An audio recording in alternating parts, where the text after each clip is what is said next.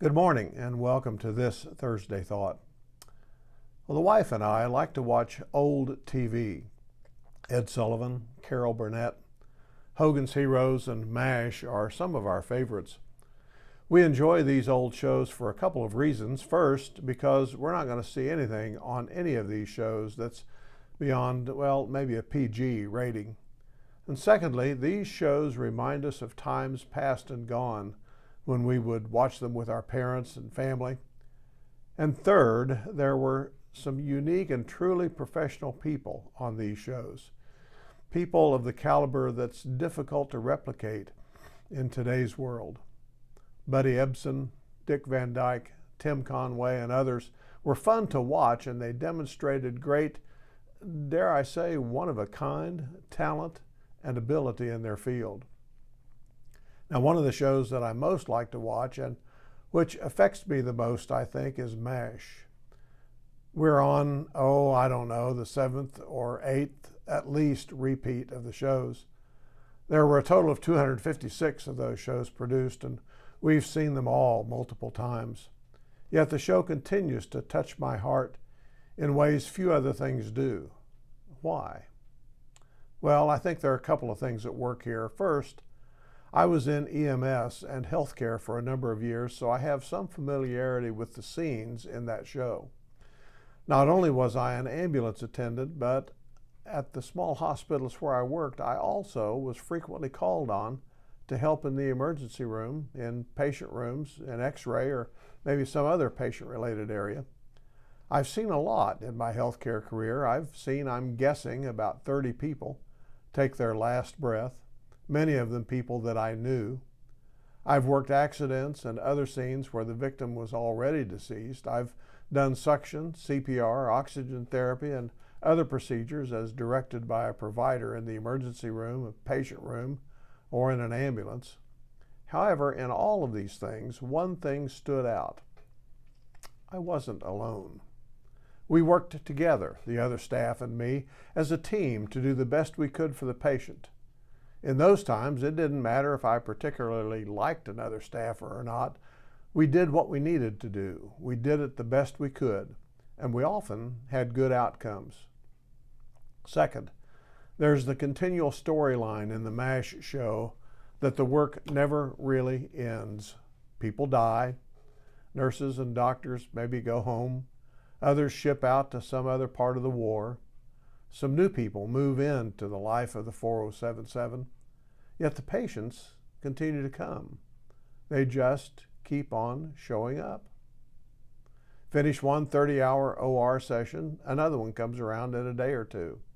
Save this soldier, lose the next one. Patch them up so they can go back to the front and back to the fighting. You know, it all seems so pointless, yet they do it anyway. They do their jobs, and they do them well.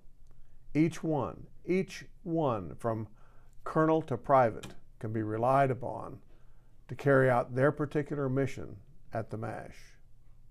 They do the hard things. They do them well, and they do them one patient at a time. There's a lesson there, a lesson for us all, and particularly for me. Sometimes it's hard to even get up in the morning, let alone come into work, knowing that the day is largely an unknown quantity. Yes, I have some idea what I'd like to accomplish this day, but I don't know from moment to moment who may show up at the office door.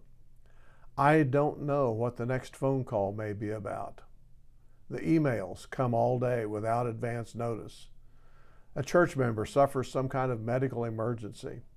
Maybe a church member comes to my office door with bad news of some kind. The office visitors to our outside entrance door usually have some kind of need that requires some kind of immediate attention. And just as is portrayed on some MASH episodes, the need expressed is often a felt need when the real need lies hidden behind eyes that have seen entirely too much suffering and pain.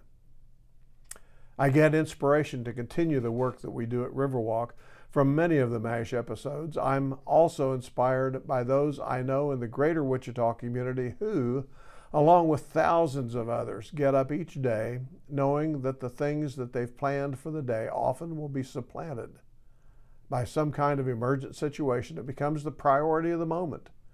They will see the parts of society that most will never see. They will interact with and work with people whose full-time job is figuring out how to survive the day. They will be doing the hard things, and they will be doing them with compassion, with kindness, and with competence. None of us will ever see the full picture. We will only see what's been presented to us, and we may occasionally glimpse the story of another coworker. But somehow it all seems to fit together and work together toward the goal of renewal. Renewal of body and renewal of spirit.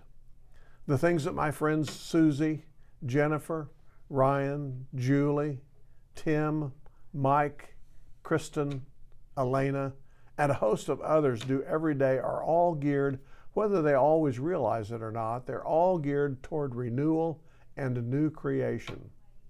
The work can be difficult. It can be, and often is, intense. More often than it should be, the client that we're working with will not follow up or help their situation in any meaningful ways, and we may have to disengage from that particular situation.